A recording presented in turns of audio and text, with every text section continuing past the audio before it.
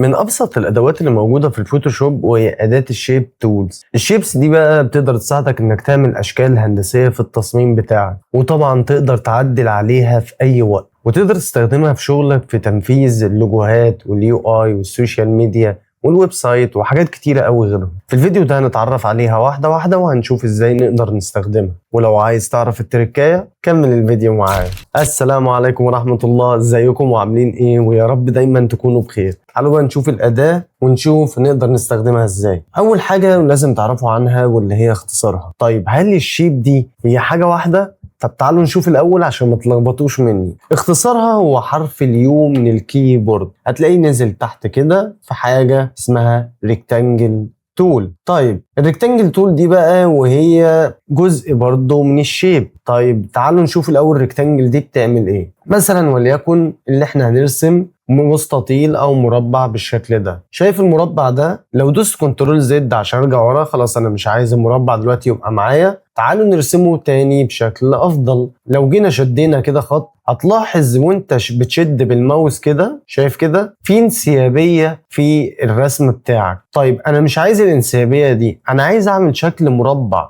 عايزه يبقى مربع متساوي الاضلاع بتاعته. اعمل ايه؟ ادوس شيفت من الكيبورد. بص كده معايا، لما ادوس شيفت بقى ثابت كمربع متساوي. بص كده معايا، انا بكبر واصغر بالشكل ده. طيب مش عايزه يبقى ثابت عند النقطة اللي هو بيقف عندها. طيب الحل اعمل ايه؟ ادوس الت. بص كده معايا بيكبر ويصغر معايا في المكان اللي انا عايزه. طيب اشيلت ايدي من على الالت، يرجع تاني من النقطة اللي هو بيكبر ويصغر منها، بس انا دايس على الشيفت. دلوقتي انا عملت مربع كده بالشكل ده. هتلاحظ هنا ظهرت معاك البروبرتيز اللي هو اعدادات الشيب اللي انت راسمها دي. طيب تعال نخش على المنيو بار الاول ونشوف فيها ايه. اول حاجة فيها الشيب. لو جينا فتحناها كده بالشكل ده، ده الشيب اللي احنا رسمناه، وده الأداة اللي احنا بنتكلم عليها النهاردة. اما لو جيت بصيت تحتها هتلاقي حاجة اسمها باس، واللي هو اللي احنا عارفينه طبعا لما بنيجي نحدد في البين تول او حاجة زي كده. طيب انا جيت مثلا وجيت خدت الباس ده كده واخترته، وجيت ارسم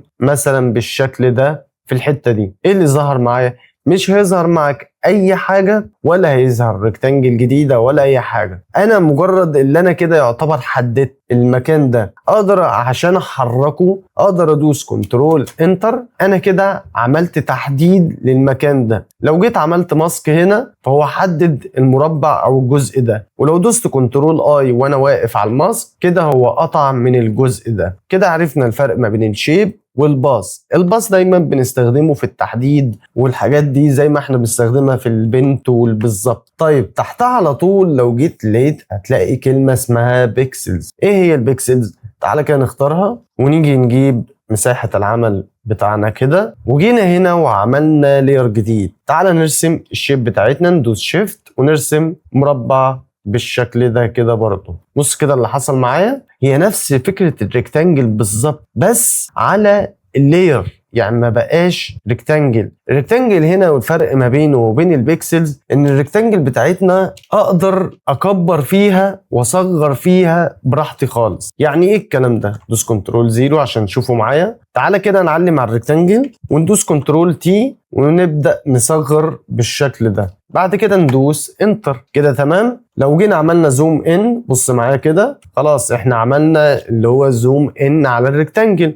ارجع تاني ادوس كنترول زيرو، بعد كده ادوس كنترول تي وارجعه تاني لنفس الشكل ونفس الحجم. تعالى كده بص معايا، مفيش اي حاجة فيها بيكسل فيها. طبعا عشان تشيل المربعات اللي قدامك دي زي ما احنا قلنا قبل كده في الدروس اللي قبل كده، هتدوس كنترول اتش. بص كده معايا الريكتانجل زي ما هي مفيش اي بيكسل فيها. طيب ادوس كنترول زيرو. تعالى بقى نشوف المربع ده اللي هو اللي موجود على اللاير. لو دوست كنترول تي وبدأت اصغر فيه بالشكل ده، بعد كده دوست انتر، بعد كده ارجع تاني وادوس كنترول تي وارجعه تاني لنفس الحجم بتاعه. بص كده اللي حصل معايا، لو جيت لاحظت انه هتلاقيه بكسل مننا، في تغيرات حصلت فيه. ده الفرق ما بين اللاير والفرق ما بين الريكتانجل. الريكتانجل ده بيستخدمه مثلا في الاستيليتور وفي الحاجات دي لانه شيب مالوش اي علاقة بالبيكسلز، مهما كان تعديلاته هو ما بيبكسلش. هنيجي هنا على اللاير ده ونشيله ونرجع تاني للريكتانجل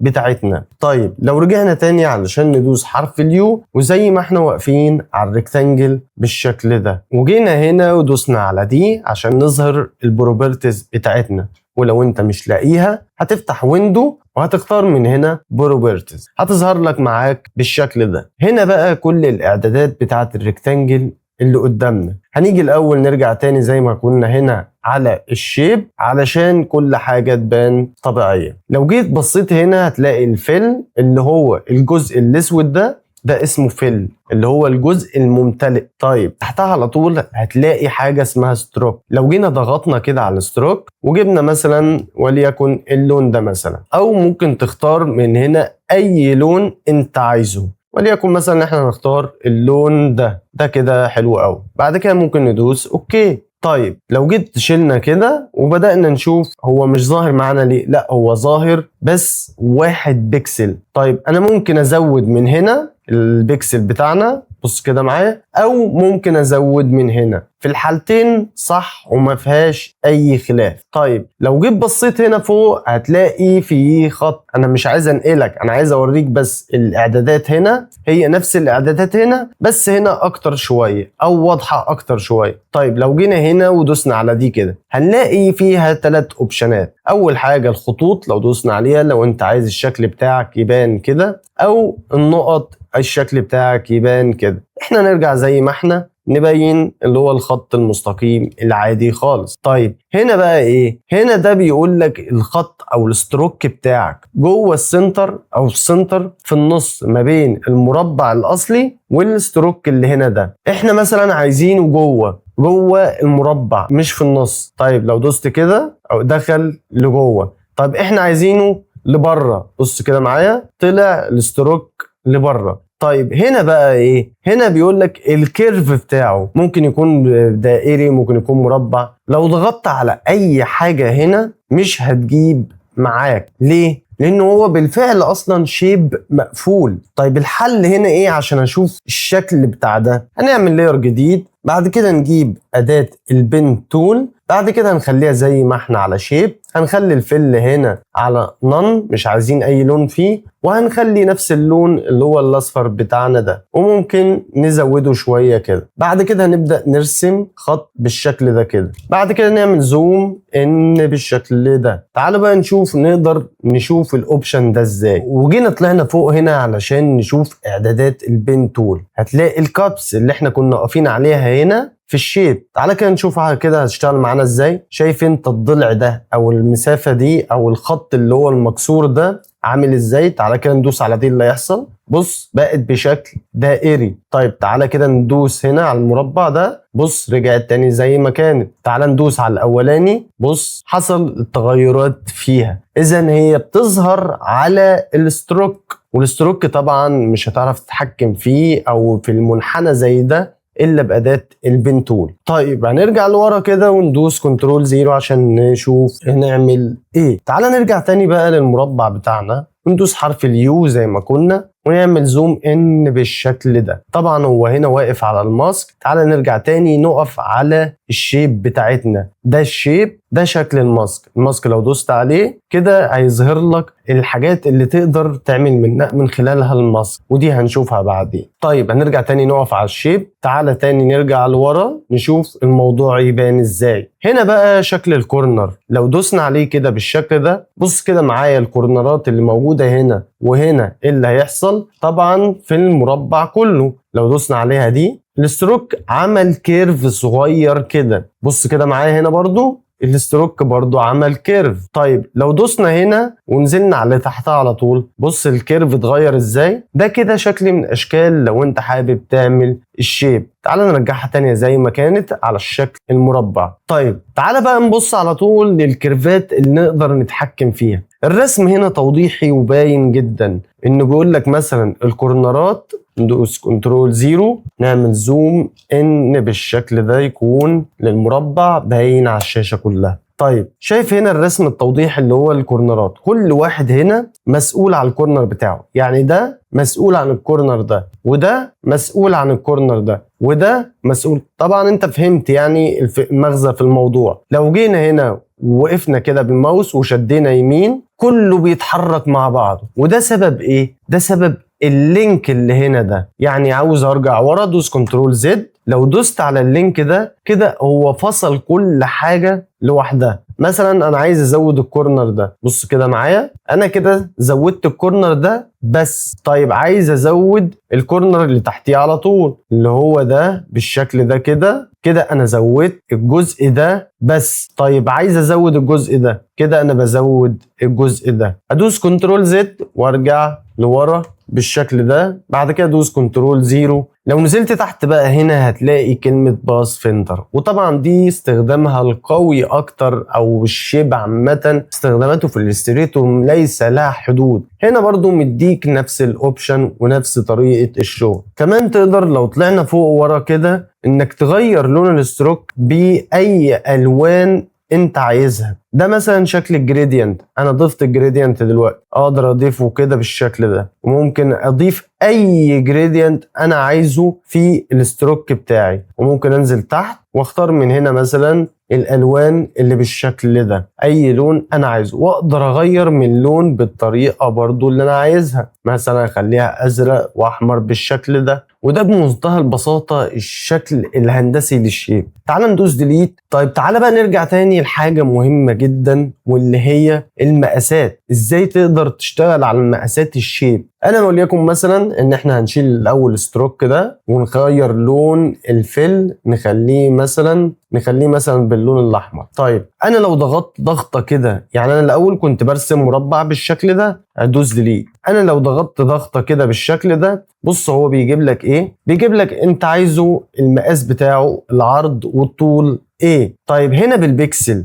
انا بقى لو عايز اخليها بالسنتيمتر اقدر اخليها بالسنتيمتر. ازاي؟ يعني لو دوست هنا مثلا 2 وجيت هنا غيرت البكسل دي، دوست سي ام كده بقت سنتيمتر، وجيت الناحية التانية خليتها 2 بعد كده سنتيمتر. بص كده معايا انا خليت دي 2 سنتيمتر و2 سنتيمتر. بص كده لو دوست اوكي ظهر لك المربع بشكل اللي هو المقاس بتاعك ال2 سنتيمتر. لو جيت لاحظت بقى هنا هتلاقي ان الويدز او العرض بتاعك 57 بكسل والطول بتاعك 57 بكسل، اللي هم برضو في معدل بتاعهم 2 سنتيمتر. فهمت الفكرة جاية منين؟ هنا لو جيت لاحظت هتلاقي ده الانجل بتاعتك، وانك تقدر تتحكم فيها زي ما انت عايز. اللي هو كده تقدر تزود الجزء ده وتودي الشكل بتاعك في الحتة اللي انت عايزها. وتقدر برضو من نفس المكان تدوس كنترول تي وتبدأ تحرك الانجل او الشكل المربع بتاعك في الزاوية اللي انت عايزها. يعني ده موجود وده موجود. طيب هنيجي هنا وندوس ديليت. لو جينا هنا ودوسنا كليك يمين واخترنا اللي بعدها على طول، هي نفس الفكرة بس بشكل دائري. يعني لو عملنا كده، طيب انا بحرك ده ازاي؟ انا لو دوست شيفت وفتحت كده عشان اعمل دايرة متساوية، ولو شلت ايدي من على الشيفت بص هتلاقيها بتلعب معايا. لو دوست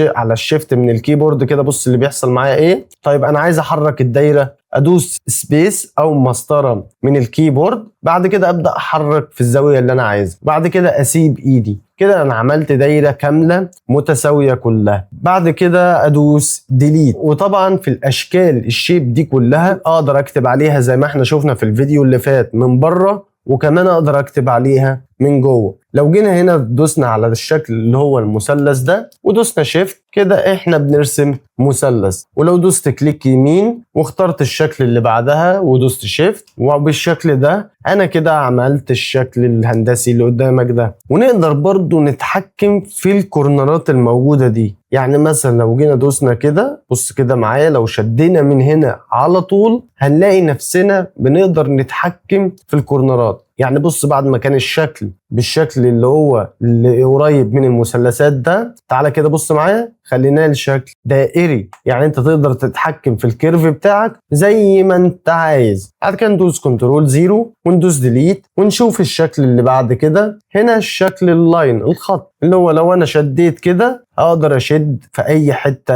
انا عايزها. طيب وليكن مثلا انا عايزه على خط واحد، ادوس شيفت بالشكل ده، هو خلاه خط مستقيم ما فيهوش اي حركه. تعال نضغط على الفيل ونخليه نون، مش عايزين اي لون فيه. بعد كده نخليه الستروك بتاعنا مثلا على اللون الاحمر ده، ونيجي نحركه كده او نكبره شويه كده بالشكل بتاعنا ده، ونقدر نخلي الكورنر بتاعه بالشكل اللي قدامك ده. وكل حاجة طبعا على حسب ما انت عايز. ده كده الالاين خليناه جوه الستروك، وده كده هنخليه اللي هو في النص الستروك بتاعنا ده، لو كل ده لو في اصلا احنا عاملينه فيل. طيب تعال نبص للي بعد كده. هنيجي هنا وندوس على علامة اللي هو الكاستم شيب تولز دي. طبعا دي شفناها في الفيديو اللي فات، انك تقدر تكتب فيها وتعمل فيها اللي انت عايزه. دي اشكال الشيب عامة اللي موجودة في الفوتوشوب، والموضوع بسيط وما فيهوش اي حاجة في الشيب. طيب تعال بقى نشوف شكل الصورة بتاعتنا اللي قدامنا دي. تعال نشوف لو هنقدر نضيف ليها شيب بطريقة او شكل جميل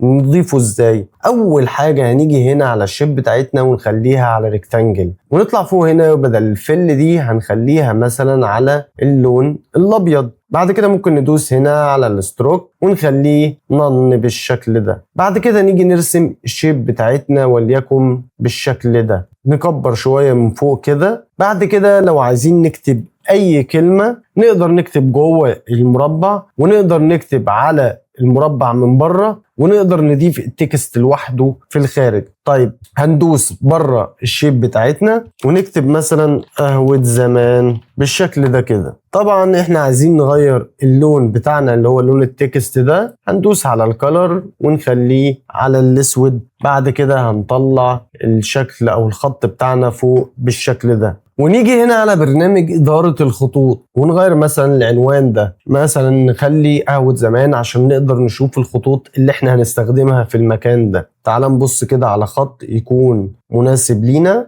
او للشغل بتاعنا. تعال كده نبص هنا، نفتح مثلا الشكل او الاشكال الخطوط دي. لو جيت بصيت مثلا الخط ده حلو، الخط ده كويس، اي بقى خط انت عايزه. انا عامة مثلا ممكن اشتغل بالخط ده، او ننزل تحت شوية نتفرج على الخطوط. وطبعا ليها فيديو وانا شرحته قبل كده وهتشوفه عندي على القناة، خش شوفه. مثلا ننزل تحت كده ونختار اللي هو مثلا الخط المعروف بتاعنا، او نختار اي خط احنا عايزينه. انا عمال ادور معاكم وكنتش مجهز، فهنشوف اي خط يكون مناسب. ده خط 8، تعال نختاره كده بالشكل ده ونشوف هنعمل ايه بيه. طيب هنيجي هنا على الفوتوشوب، هنختار من هنا نكتب طبعا اسم الخط بالشكل ده. بعد كده يظهر معانا، تعال نعدله على شكل الشيب بتاعتنا. لو جينا حددنا او دوسنا كنترول على شكل الشيب عشان نخلي الكلمة في النص بالظبط، ممكن ندوس كده نخليها في النص، ومن هنا ندوس بالشكل ده. بعد كده ندوس كنترول دي. تعال نقف على الشيب بتاعتنا وندوس حرف اليو،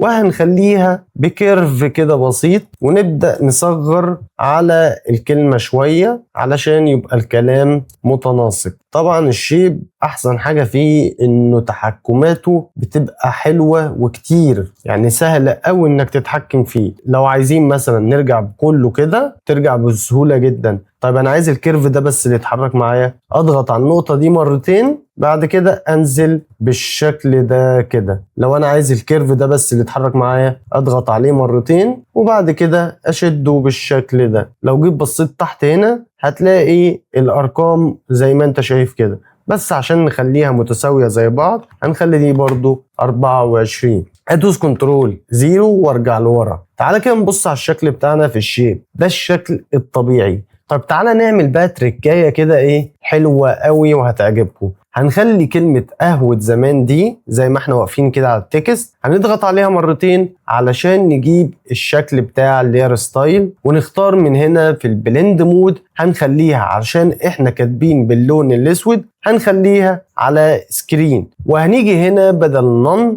هنخليها على كلمة شالو. بص كده اللي حصل معايا هنا، هتلاقي الكلمة بقت شفافة. هتيجي هنا تدوس اوكي، هندخل الكلمتين مع بعض، الكلمة والريكتانجل في جروب. تعالى كده بص معايا اللي حصل هنا، لو دوست كنترول عشان اتحرك زي ما انا عايز، بص كده الكلمة بقت شفافة. بص طيب ارجع تاني زي ما كنت. لو انا عايز اغير كلمة التكست، هل هرجع اعمل الموضوع ده كله، هعمل البروسيس دي كلها او الخطوات دي كلها تاني؟ احب اقول لك لا. هتيجي هنا تضغط عليها مرتين، ومثلا هنغير كلمة قهوة زمان، هنسميها مثلا قهوة الخليج بالشكل ده. بص كده معايا، لو حركناها كده احنا غيرنا الكلمة والكلمة ما زالت شفافة. ودي طبعا تقدر تستخدمها في الديزاينات اللي انت بتشتغل عليها، وهي تركية جميلة جدا وعجبتني وحبيت اللي انا اوريها لك. انا عايزك تطبق معايا وتشتغل ورايا، والموضوع بسيط وسهل ومفهوش اي حاجة، وبس كده ومفيش بعد كده. ولو عجبك الفيديو اعمل لايك وسبسكرايب وفعل الجرس عشان يوصلك كل جديد. والسلام عليكم.